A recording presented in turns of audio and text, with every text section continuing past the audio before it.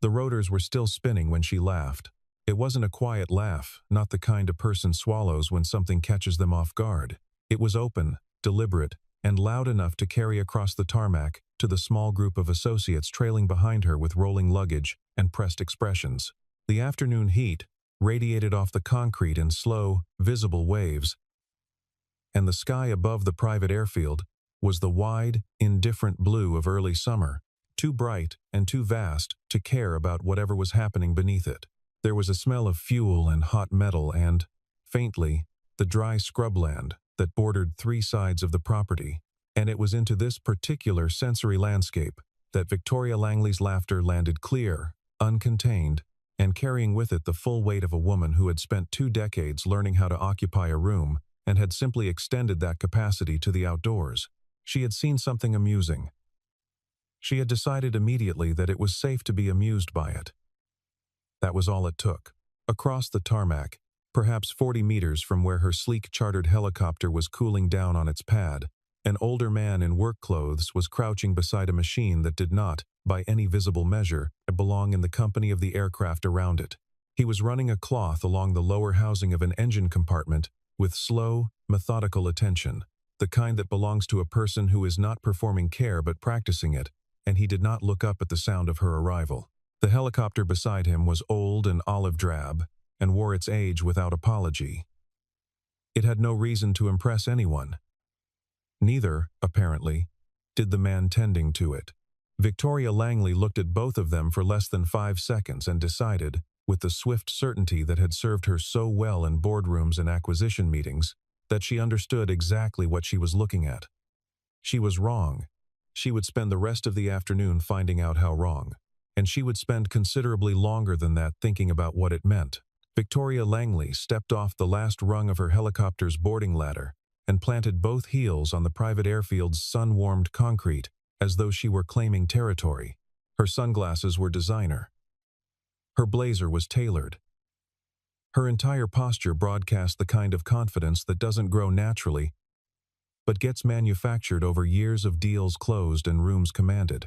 She was 41 years old, the founder and chief executive of Langley Meridian Holdings, a mid-sized private equity firm that had spent the last 5 years quietly gobbling up undervalued commercial real estate across the Southwest. She had been profiled twice in national business publications.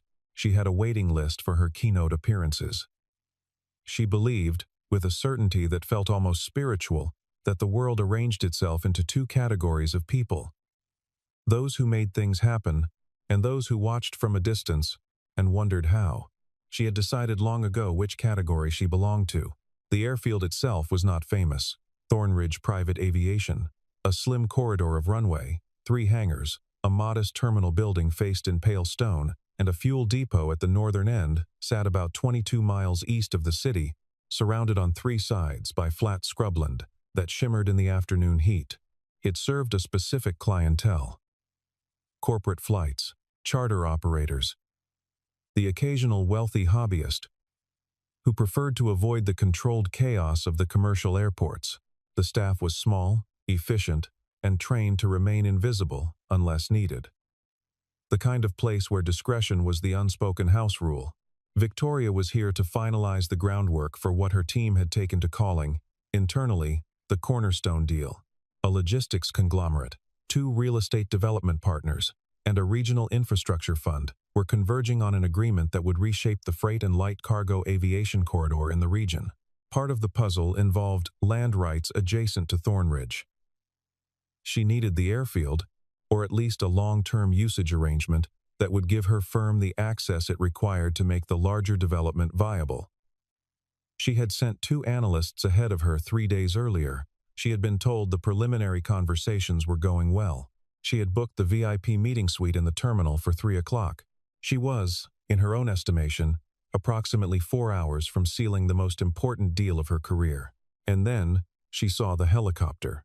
It sat in the open air between 2 of the hangars, maybe 40 meters from where her own sleek machine was still cooling down.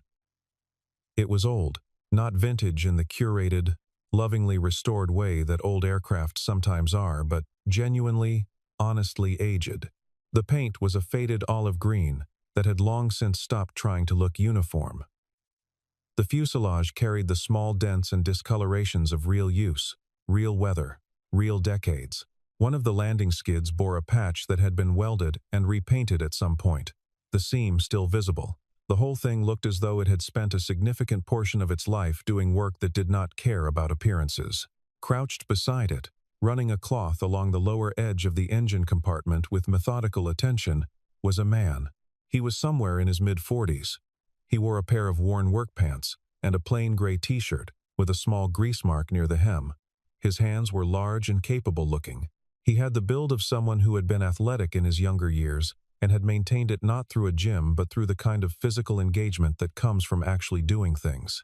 His hair was dark, slightly longer than neat, and he wore it without apparent concern for how it looked in the afternoon wind. He did not notice her at first.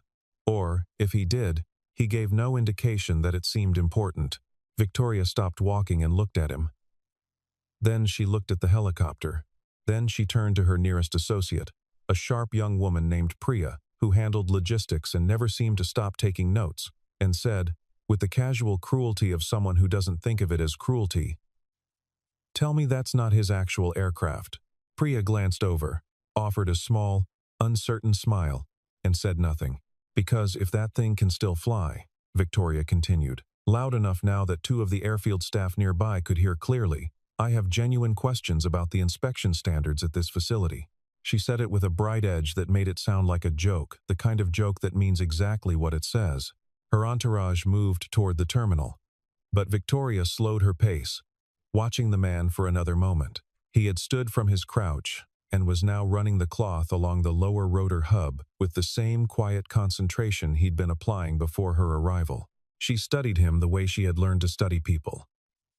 Quickly, categorically, with the goal of placing them somewhere useful on a mental map. Work clothes, aging equipment, a posture that suggested no awareness of its own insignificance. She had seen this type before, men who had once been skilled at something, who still showed up out of habit or stubbornness, who confused long tenure for relevance. "He must be one of the maintenance contractors," she said to no one in particular, "the ones they call in when the regular crew is stretched." She adjusted her sunglasses and turned toward the terminal. "Let's hope he's better at fixing things than he is at choosing transportation." Priya didn't respond. Marcus, Victoria's senior associate, glanced back once at the man beside the old helicopter, then followed without comment. The man with the cloth heard her. He had heard all of it. He stood still for a moment, looking out across the tarmac in the direction of the terminal. And then he did something that struck the two airfield staff members who witnessed the exchange as oddly composed. He smiled, very slightly, to himself, and went back to his work. His name was Daniel Marsh. He had a daughter named Sophie, who was 9 years old, and who wanted, more than anything in the world, to be a marine biologist. He coached her soccer team on Saturday mornings. He made pancakes on Sunday. He drove a truck that was 3 years old and perfectly functional, and he saw no reason to replace it. He owned the airfield that Victoria Langley had just landed on, had owned it for 11 years, and had been the quiet majority stakeholder in the holding company that managed its operations since before many of her current associates had graduated college. He was, by any reasonable financial measure, considerably wealthier than she was. He did not mention this to people at parties. The terminal's interior was cool and understated. Pale floors, wide windows facing the runway, a small lounge area with leather seating that managed to suggest quality without announcing it. Victoria moved through it, with the ease of someone who had never not been comfortable in expensive rooms. She requested the VIP suite immediately, was told it would be ready within 15 minutes, and spent that time reviewing her deal documents on a tablet, while her team arranged themselves around a low table and conducted the low-grade preparatory murmur that preceded important meetings. She did not think about the man outside. She had placed him in a category and moved on. But the airfield staff did not treat him like someone who should be in a category and moved on from. This became apparent to Priya first, not because she was looking for it, but because it was difficult to miss once you noticed it. A fuel technician crossed the tarmac and nodded to Daniel Marsh in a way that was different from the polite nod one gives a colleague. It was the nod one gives someone whose opinion actually matters.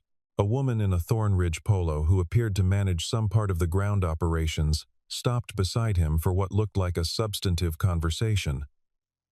She had a clipboard. She showed him something on it. He pointed at one section, said something, and she nodded and made a note. Two younger mechanics who emerged from the nearest hangar both acknowledged him before they acknowledged each other. Priya watched this from the terminal window for a moment, then put it in the back of her mind. Old-timer. Probably. Someone who'd been around long enough to accumulate that particular species of informal authority. It happened at small operations like this. A veteran mechanic, a long-time line supervisor, someone who'd been hired before the current management structure existed and had simply stayed, accruing a kind of institutional gravity that was easier to work around than to displace. She made a note to check on the status of the usage agreement documentation and turned back to her laptop. But the pattern continued in ways that were harder to explain away. When a fuel truck experienced a minor hydraulic issue near the western apron, the dispatcher's first call was not to the maintenance supervisor's office. It was to Daniel.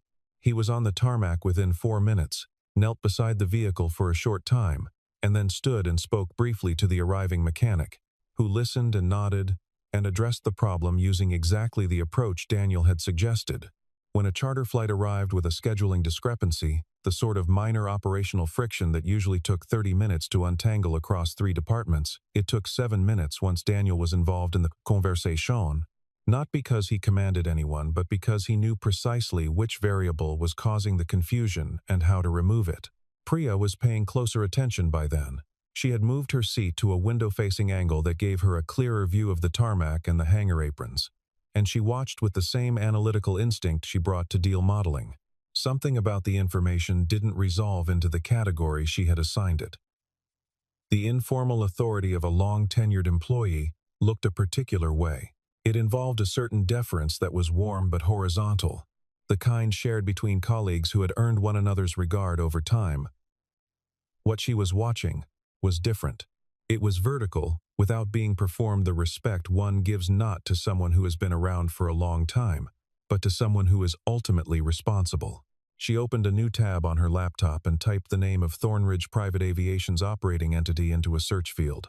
Inside Hangar 2, meanwhile, Daniel was looking at the engine maintenance log for a Cessna Citation that was scheduled to depart the following morning.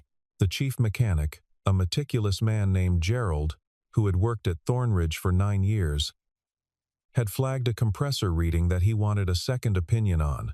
Gerald was exceptional at his job and he knew it. And he was not the kind of person who sought validation.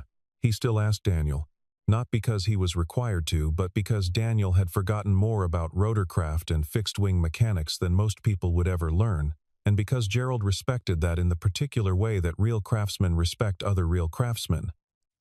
Cleanly, completely, without the need to make it about anything else. Daniel reviewed the log, asked 2 questions, pointed at a specific maintenance notation from the previous service cycle, and said, in a measured and entirely calm tone, that they should run the full diagnostic before the morning flight, regardless of what the quick check showed. There was a particular sequence of compressor behaviors that, in this engine model, could produce a false positive on the abbreviated check. And if the previous service notation meant what he thought it meant, the abbreviated check would miss it. Gerald agreed without hesitation. Neither of them felt the need to explain who had the authority to make that call. It was simply understood, because it had always simply been understood, in the way that things are when the ground beneath them is solid. The meeting suite had tall windows and a long table that seated 12. Victoria arrived at 2:30, slightly ahead of the others, and was reviewing the room's audio-visual setup with characteristic impatience when the door opened and the Airfield's operations manager, a composed and careful man named Harrison Webb, stepped inside. He was followed, to Victoria's mild surprise, by Daniel Marsh. Daniel had changed his t-shirt. He now wore a simple collared shirt, untucked, with the same work pants as before. He still looked entirely informal compared to everyone else in the room. He nodded to Harrison, acknowledged Victoria with a brief, neutral glance, and moved to the far side of the table to look at something in the documents spread there. Victoria felt the irritation arrive before she fully understood its source. "I'm sorry," she said, with a precision that was sharper than the words themselves. "Is this meeting open to all staff?" Or, Harrison began to speak, but Daniel turned from the documents first. "I apologize for the overlap," he said.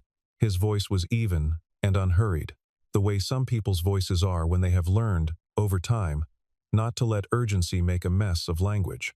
"I'll be out of your way in a moment. I just wanted to check the runway access schedule for Thursday. There's a conflict with one of our regular charter operators that affects your team's arrival window." Victoria's eyebrows rose. "Our arrival window. Your Friday departure," he clarified simply. "You've requested runway 1 for 7:30. We have a standing commercial operator on runway 1 at 7, and they run long. I wanted to flag it so your team could confirm whether 7:30 is firm or if there's flexibility." Victoria stared at him. Something about the exchange did not fit the category she had put him in. She recalibrated, placed him in a slightly different one, a senior operations coordinator, perhaps, someone who had worked his way into a position of mild administrative authority. She softened her tone by a fraction enough to be functional, not enough to be warm. "I appreciate that," she said, "but I don't think this is the moment for logistics. We have a significant business meeting beginning shortly." "Of course," Daniel said. He picked up the document he had been reviewing, which turned out to be a single page, folded it once, and placed it in his shirt pocket. "One other thing," he added, with the same measured tone. "The usage agreement your team submitted, there are 2 clauses related to infrastructure modification rights that I'd want to revisit before anything gets signed. Not a block, just a flag. There's some language about foundation access near the north boundary that's broader than what we've historically granted." Victoria opened her mouth and then closed it. The reference to the usage agreement, the specific language, the specific boundary reference, was not the observation of someone reading from a clipboard. It was the observation of someone who knew what they were looking at. She turned to Marcus, who gave her a look that she couldn't quite read. "We'll take that under advisement," she said, in the voice she used when she wanted to end conversations. Daniel nodded. He looked, briefly, at the full room. Then he said, in a tone that was quiet enough that only the people nearest him caught it clearly, "The north boundary runs through the lode, bearing corridor for any significant vertical construction. If that clause stays as written, you'll need a geological survey before any contractor will touch it. Just something to know before you sign." He nodded again, to no one in particular, and walked out. The room was very quiet for a moment. Harrison Webb's expression had shifted into something that was carefully, professionally neutral. 2 of the engineers who had been waiting near the window exchanged a glance that was not neutral at all. Victoria looked at Marcus. "Who?" she said slowly. "Is that man?" Nobody answered her directly. This was not evasion. Exactly, it was more that the people in the room had individual reasons to hesitate, and those reasons all pointed in the same direction, without anyone needing to coordinate. Harrison said he would get someone to clarify the runway schedule, and left. The engineers became absorbed in their documents. Priya, who had been watching the interaction from the doorway, stepped fully into the room with an expression she was working hard to keep from becoming a frown. Victoria noticed a folder on the end of the table bearing the name of the holding company that managed Thornridge's operational assets. She had reviewed this documentation during the preliminary phase. The holding company was called Marsh Creek Aviation Partners. She had seen the name dozens of times in the past week, and had processed it the way one processes legal boilerplate, as background, as scaffolding, not as information with a face attached to it. She pulled the folder toward her and opened it. The signatory on the primary operating documents was listed, as it had been every time she had seen it, as Daniel A. Marsh, managing principal. She had read that name. She had not connected it to a man in a gray t-shirt crouching beside an old helicopter with a cloth in his hands. She connected it now. She found the ownership summary page in the folder. She had read it before, but she read it differently now, with the specific, urgent attention of someone trying to locate a mistake. There was no mistake. The Airfield property itself, the operational holding, the mineral rights on the adjacent land, and the long-term ground lease on the North Expansion Corridor were all held through a family trust, Marsh Family Holdings, with Daniel A. Marsh listed as sole trustee and primary beneficiary. Victoria sat down. Not dramatically, she didn't perform things for empty rooms, but genuinely. Because standing suddenly felt like an unnecessary expenditure of energy. She read the ownership summary a second time, then a third. The structure was clean, not hidden. There was nothing complicated about it when you actually looked. Marsh Family Holdings owned the land. Marsh Creek Aviation Partners held the operational licenses. Daniel A. Marsh was the named principal across every entity in the chain. The documentation had been in her team's possession for a week. Every one of her analysts had read through it. She had read through it herself, on a Tuesday evening, sitting in her office with a glass of water and the quiet confidence of someone who believed she already knew the shape of a deal before she finished reading the details. She had processed the name the way she processed names in legal documents, as textual furniture, as the scaffolding that the actual business logic was mounted upon. Daniel A. Marsh had existed, on every page of the preliminary file, as a function, a signatory, a legal instrument. She had not once, in 7 days of preparation, connected those letters on a page to the possibility of a person she might encounter, a person who might be, at the moment of her arrival, crouched beside an old machine with a cloth in his hands. Entirely outside the visual vocabulary she associated with ownership and authority. Her deal required Thornridge. Specifically, it required the north boundary access that Daniel had mentioned in the meeting room, the same boundary where his flagged clause lived, the same corridor that would need to be clear of conflicting agreements for her development partners to proceed. Without that access, the logistics infrastructure plan that anchored the entire cornerstone deal lost its coherence. The deal didn't collapse, exactly, but it lost its legs. It became something that could be renegotiated, restructured, pursued through alternative channels over a longer timeline, which is to say, it became something else entirely, something smaller, something that the partners who had committed their confidence and capital to the current structure would view as a failure of execution. Victoria had never failed on execution. She had built her entire reputation on the specific conviction that when she said a deal was ready to close, the deal was ready to close. She sat with that understanding for a full minute, and the minute had a quality to it that was uncommon in her experience. It was the minute of recognizing that you have made a problem that did not exist before you arrived. The opportunity had been entirely real. The agreement had been entirely achievable. She had walked into a situation that asked nothing of her except competence and reasonable human regard, and she had introduced into it a variable that served no purpose and created real risk. She had done it for no reason except the habit of deciding quickly what things were worth. She stood, straightened her blazer, and asked Priya, who appeared in the doorway at precisely that moment, with an expression that Victoria now understood was not uncertainty, but the controlled, diplomatic blankness of someone who had just finished reading something on a laptop and was deciding what to do with the information to find out where Daniel Marsh was. He was in the smaller of the two pilot lounges, on the western side of the terminal, drinking coffee from a ceramic mug and reading something on his phone with the unhurried manner of a man who has nowhere he needs to be.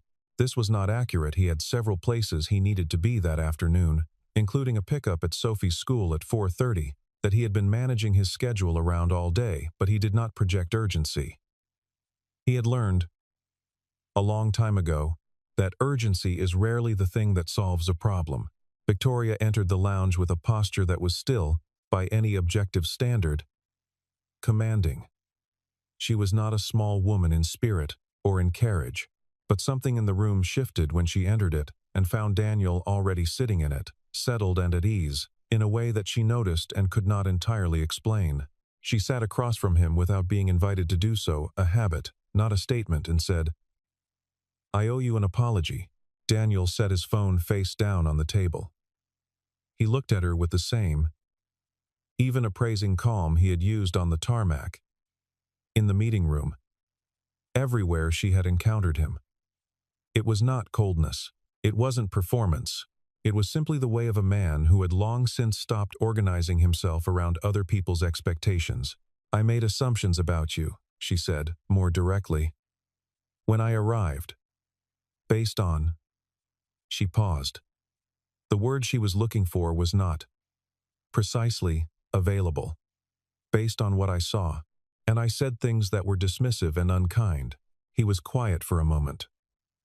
Then he said, "What did you actually see?" It was a real question. Not rhetorical. Not pointed in the way designed to make her feel small. He seemed to actually want to know. She found it disarming in a way that boardroom confrontations rarely were. "An older helicopter," she said. "Work clothes. Someone who didn't look like—" She stopped again. "Didn't look like someone who belonged here," he finished, without heat. She didn't deny it. "You know what I actually saw when you landed," Daniel said. He leaned back slightly in his chair. "I saw someone who arrived somewhere new and spent the first 30 seconds deciding what everything was worth, including people." He paused, not to let the observation sting, but to give it space to be heard. "I've had that done to me more times than I can count. It doesn't get more pleasant with repetition. But I also know that the people who do it aren't always aware they're doing it. They've just been operating in environments where that's how you navigate." Victoria said nothing. The quality of her silence had changed. It was no longer the silence of someone managing a room, but of someone actually listening. "That helicopter," Daniel said, "is the first aircraft I ever purchased. 19 years ago. I was 26. I had just left a regional airline where I'd been flying for 3 years, and I'd saved every cent I could, and I found that particular machine in an auction lot in eastern Texas for a price that told me it had been through several rounds of hard use." He stopped for a moment, and something in his expression shifted not to sentiment, but to the quiet satisfaction of a man retelling a history he is proud of. "I fixed it myself over the course of a winter. I learned things about rotorcraft mechanics that you don't learn in any classroom. Then I used it to start a charter service. The charter service financed the first property acquisition. The property acquisition financed the second. Eventually, this place." He gestured, unhurriedly, at the room around them and by extension, at everything around the room. "I keep that helicopter because it reminds me of the version of myself that had nothing except a clear idea of what he was building." Victoria looked at the table for a moment. "It wasn't on the literature," she said. It came out smaller than she intended. "No," he agreed, without triumph. "It wasn't. Your name was on every document," she said. "I just didn't connect it to a face," he said. "Connect it to that face," she said, honestly. He looked at her for a long moment. "I have a daughter," he said. "She's 9. I don't advertise what I have, because I don't want her growing up in an environment where worth is defined by what things look like. I want her to understand that the things you carry quietly are the things that actually matter." He picked up his coffee. "That's a personal choice. I know the world doesn't always agree with it." The 3 o'clock meeting began 40 minutes late, which, in the context of negotiations of this scale, was not unusual. What was slightly unusual was the atmosphere inside the suite. Harrison Webb had arranged the room so that Daniel sat at the natural head of the table, not conspicuously, but simply in the seat where the person with the most relevant authority typically sits. The logistics partners and development representatives who had arrived separately took their places with the particular attentiveness of people who knew exactly who they were in the room with. Victoria sat to Daniel's left. She had chosen the seat deliberately. She was not, she decided, going to spend this meeting performing a recovery from the tarmac. She was going to do her job. She did her job well.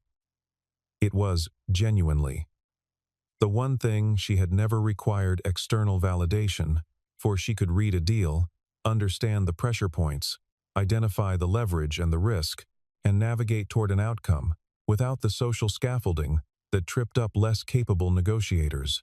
The infrastructure clause that Daniel had flagged was real, and her team resolved it in under 40 minutes, with language that protected both parties. The runway access schedule was reorganized around a secondary priority system that her departure team could work with. The North Boundary Corridor issue, the one that had made her sit down alone in the meeting room 2 hours earlier, was addressed through a structured access agreement that gave her development partners what they needed while preserving Daniel's operational controls. At one point, midway through the session, one of the logistics representatives began to steer the discussion toward a term that Victoria recognized as disadvantageous. But that was being presented with enough technical complexity to obscure the issue. She started to respond, but Daniel had already begun speaking. He addressed the term precisely, without drama, dismantled the obfuscation, and redirected the conversation to a cleaner framework in a way that left no ambiguity about what he understood and what he would and would not accept. Victoria caught herself noting, with something between admiration and chagrin, that he was better at this than she had expected. She revised the thought immediately. He was better at this than most people she had ever sat across a table from. When the session ended, just after 5, and the parties had shaken hands and the room had begun to empty, Marcus caught Victoria's eye from across the table with an expression that said, plainly, that he had learned something that afternoon. She had too. The tarmac was cooling toward evening. The light had shifted from its aggressive afternoon white to the softer, horizontal gold that long days sometimes produce in flat, open country. Victoria walked out toward the helicopter pads after the formal session concluded, carrying her jacket over one arm, and found herself, without quite having planned it, walking in the direction of Hangar 2. The old olive-green helicopter was back inside, under the diffuse light of the hangar's overhead fixtures. Daniel was there as well, not crouched this time, but standing at the workbench near the wall, reviewing a maintenance log. He didn't look up immediately when she entered, but he was aware of her. She could tell by the slight adjustment in his posture that signaled the shift from solitude to company. "I wanted to say it again," she said, without a business outcome attached to it. He looked up, waited. "Earlier, I apologized because I'd just realized you owned the airfield. I want to be honest, I can't fully separate that from what I said, because I'm not sure I would have apologized if I hadn't found out. And that's not something I'm proud of." She held his gaze. "But I've been thinking about what you said. About arriving somewhere and deciding what everything is worth. I've been doing that my whole career, and I've told myself it was just efficiency, screening, pattern recognition." She paused.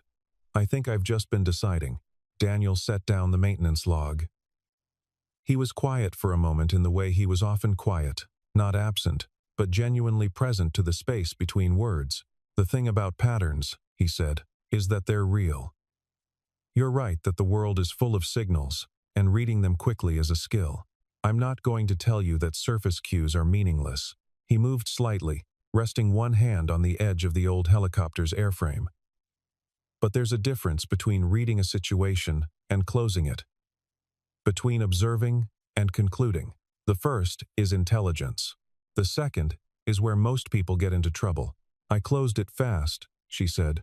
"You closed it fast," he agreed. She looked at the helicopter.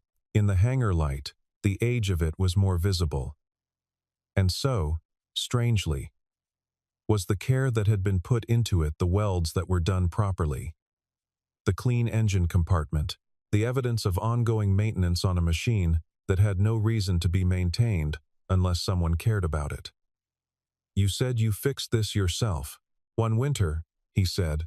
"Why keep it out on the tarmac?" He considered the question. "Because I want to remember what it felt like to not know if it was going to work." He said it simply, without performance. Success has a way of making you forget the uncertainty. Once you forget the uncertainty, you stop being careful. And when you stop being careful, he didn't finish the sentence. He didn't need to. Victoria stood with that for a moment. Then she said, quietly, "My first deal was a building in the warehouse district that everybody told me was too distressed to be worth looking at. I drove out there on a Tuesday afternoon, after 3 people had told me no, and I stood in the parking lot, and I looked at it and I thought, no one is looking at this the right way. And I was right. I still have it." She paused. "I should probably think about that building more often." "Probably," he said, And there was something in the way he said it, not unkind, not warm in an excessive way, but simply honest, that felt like the most genuine thing anyone had said to her in a long while. Priya found her 10 minutes later, standing just inside the hangar entrance while the light outside continued its slow shift toward dusk. Victoria turned when she heard footsteps and arranged her expression into something like its normal configuration, which was not difficult. She had been doing that her whole professional life. But she felt, underneath the arrangement, something that she did not immediately have a name for. Not humility. Exactly, she was too much herself for the word to sit comfortably. Not shame, which would have been unproductive. It was closer to the sensation of a recalibration. The quiet mechanical shift that happens when something you've been relying on is proven to be slightly out of alignment, and you understand that the adjustments required are not large, but they are real, and they need to be made carefully, and over time, and not merely declared and forgotten. She had declared enough things in her life. She understood the difference. "Car is ready when you are," Priya said. 2 minutes, Victoria said. She walked back through the hangar toward the main doors and paused once more beside the old helicopter. She looked at it for a moment without speaking. Then she touched, briefly, one hand to its weathered fuselage, not reverently, but matter-of-factly, the way you touch something old when you want to acknowledge that it has a history. She walked out without looking back. Daniel Marsh left Thornridge at 6:12 that evening. He drove north, as he did most evenings, along a route that took him past the eastern edge of the scrubland and into the quieter suburban grid where he and Sophie had lived for the past 6 years. The truck was comfortable and familiar. The radio played a station he barely listened to. The day had been long and had contained more than the usual density of things to manage. And he was ready for it to be done. He picked Sophie up from his neighbor's house at 6:45. She had grass stains on both knees and had been, by her own enthusiastic report, the highest scorer in the afternoon's informal game. She talked for most of the drive home, covering the soccer game, a book she was reading about deep-sea creatures, a theory she had developed about why the neighbor's cat looked so perpetually judgmental, and a question about whether it was possible to build an underwater research station in the back of the neighbor's swimming pool. Daniel answered as he drove, not distractedly, but fully, the way he engaged with everything she said, because she was 9, and because everything she said mattered, and because he had understood, almost from the day she was born, that the quality of a person's attention is one of the things they give to the world, whether they mean to or not. They had dinner at the kitchen table. Sophie wanted to know what the airfield had been like that day, whether any interesting aircraft had come in, and he told her about the logistics company's twin engine, which she found legitimately impressive, and about the fuel truck situation, and how Gerald had figured out the compressor problem before noon. He did not mention Victoria Langley, or her arrival, or the hours between. There were things from work that were interesting to a 9-year-old, and things that were not. And Daniel was good at knowing the difference. He had always believed that children deserved to be spoken to about the actual world, not a simplified version of it, but that the actual world was large enough to contain many things worth sharing before it became necessary to introduce the parts that were mainly useful for adults. After dinner, he helped her review her science homework, which concerned the nitrogen cycle, and which she found irritating because, as she explained with great feeling, it seemed like something that should be simpler than it was. He agreed that it should be simpler.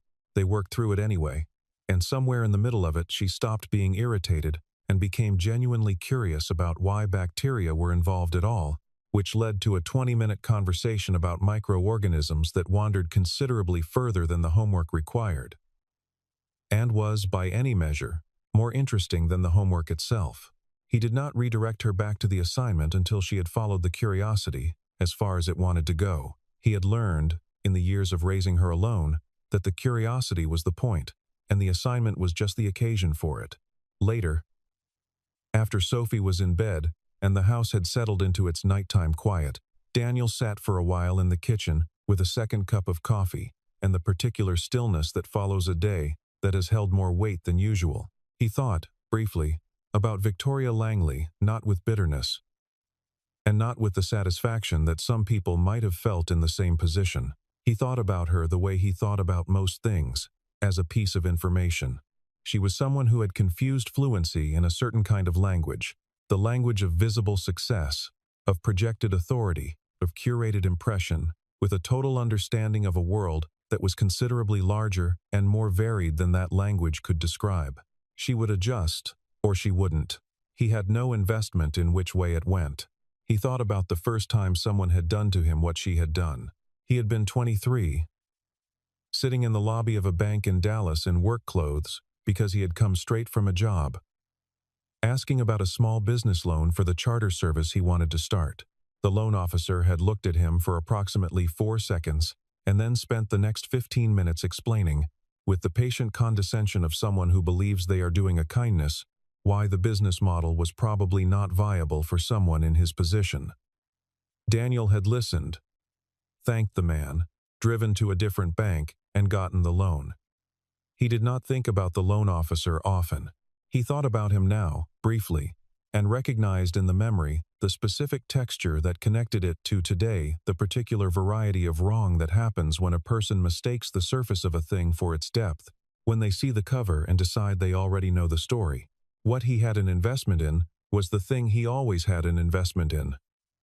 The work itself, done well, done honestly, without theater. He rinsed the mug, turned out the lights, checked the door, and went to bed. In the weeks that followed, the Cornerstone deal moved through its remaining stages with the competence that Victoria's team had always been capable of. The North Boundary Access Agreement was formalized cleanly. The runway schedule was updated. The documentation that passed between Langley Meridian and Marsh Creek Aviation Partners was handled by legal and operations staff on both sides, who understood what they were handling without requiring instruction from above. Victoria held 2 internal meetings in that period that her associates found slightly unusual. Not in content, the decisions made were sensible, thoroughly argued, well-reasoned, but in texture. She spent more time on the early stages of assessment. She asked, on at least 3 occasions, whether her team was looking at a situation from a sufficient number of angles before arriving at conclusions. She flagged, once, a judgment call that one of her managers had made about a small property owner, and she did it without performance, just as a correction. We don't know enough about this person's position yet. Get more information before we decide what they're worth to the deal. Priya noted it. Marcus noted it. Neither of them said anything about it, because it didn't require commentary. It was simply a shift. Small, real, and moving in the right direction. On a Saturday morning in October, about 7 weeks after the meeting at Thornridge, Daniel Marsh arrived at the airfield at 7:15, as he usually did on mornings when he had no other commitments until mid-afternoon. He made coffee in the pilot lounge, reviewed the week's operational logs, spoke briefly with Harrison about a maintenance procurement question, and then, as he often did when the morning was clear and the light was good, walked out to Hangar 2. The helicopter sat exactly where it always did. The light came through the high windows at an angle that made the old paint look, for a moment, like something other than what it was. Not glamorous, but honest, and in its own way, beautiful. He retrieved the cloth from its hook on the wall and began the slow, habitual work of checking and cleaning, moving from the tail rotor assembly forward, his hands knowing exactly where to go and what to feel for. It was a ritual, and he knew it was a ritual, and he did not require anyone else to understand what it meant. The helicopter had carried him forward from a point where nothing was certain and everything was possible. And it still carried him forward in the only way such things can, not through the air, but through memory, through the specific reminder that capability is built, not assumed, and that the version of you that believed before the evidence arrived deserves to be honored. He worked without urgency, and the morning was quiet, and the day was his. There is a particular kind of error that intelligent people are especially prone to making. It is not the error of ignorance. That kind is at least self-aware. It is the error of pattern, the mistake of believing that the things you have learned to recognize are the same as the things that exist. The world is very large and very varied, and the indicators of depth, of substance, of genuine accomplishment are not consistent across it. Some people carry their history in their clothing, in their equipment, in the practice language of visible success. Others carry it in their hands, in the decisions they have made quietly over years, in the machines they have fixed, and the properties they have built, and the values they have chosen to transmit to their children in the kitchen after dinner. The error is understandable. It is even, in certain environments, functional, but it is still an error, and the cost of it is real, not always in the dramatic, public way that makes for instructive stories, but more often in the quieter erosion of the understanding that people contain more than any surface can hold. Victoria Langley had been good at her work her entire adult life. She had understood markets, read rooms, made decisions that most people would not have had the courage or the clarity to make. None of that was false. None of it disappeared in the light of a single afternoon's reckoning. But she had allowed the facility of those skills to become, over time, a shorthand for something broader and less precise. A belief that she could assess a person the way she assessed a property, by external condition and visible signals alone, and arrive at a reliable valuation. It was a belief she had never articulated aloud, because articulating it would have required her to hear it, and hearing it would have required her to question it, and questioning it would have interrupted the rhythm of a way of moving through the world that had, by most measures, worked. A man with a cloth and an old helicopter had shown her, without argument or confrontation, that this belief had a floor to it, a level below which it was simply inaccurate. He had done it without trying to, without wanting anything from the lesson, without asking for her acknowledgement. He had simply continued to be what he was, quietly and completely, in full view of her assumptions, and let the distance between those assumptions and reality speak for itself. The most powerful people in any room are rarely the loudest ones in it. The most valuable things in any life are rarely the most visible ones either. The world has a way of organizing itself around this truth, with a patience that outlasts every version of arrogance that has ever tested it. Daniel Marsh knew this. He had known it since a cold winter in a rented hangar in East Texas, with a wrecked helicopter, a set of borrowed tools, a daughter not yet born who would one day want to know everything about deep-sea creatures, and a complete and quiet certainty that he was going to build something worth building, even though nothing around him yet confirmed that this was true. He had not required confirmation. He had required only the work, and the patience to let the work be its own argument, and the discipline to keep showing up every morning without needing the world to acknowledge why. He had been right. He still was.